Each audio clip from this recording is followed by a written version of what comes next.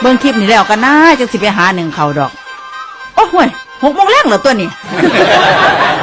โอ้ยเผลอข้าวเดียวค่ำล่ะเนาะว่าท่านไหนได้อีหยังอยู่ว่าสิออกไปหน้าเอาไปเอามากกับเบิดมือค่าทรงการบ้านพ่อใหญ่มากดูคำบ่หูเมื่อซ้ำหาเมื่อเอ้ยว้ายไม่ยังเราเนี่ย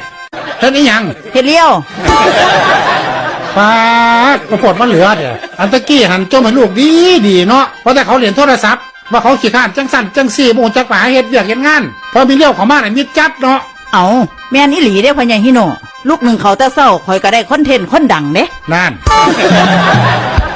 เฮ็ดแนวอย่างนั้นกินก็ได้อีกมาเด้อพี่น้องเอ้ยกินข้าวน้ำกันเด้อฮันเด้เจ้าว่าเห็นบ่โอ้ยเนาะมื้อแรกนี่ข่อยมีการบ้านอีกเด้พ่อใหญ่ฮิโนจักเขาสิเฮ็ดหยังอีกก็ยังว่าบ่ทันได้เปิดเบิ่งอยู่ยากหลายจังว่าแต่ละมื้อนี่บ่ได้กินฮอดข้าวฮอดน้ำพวกน่ะ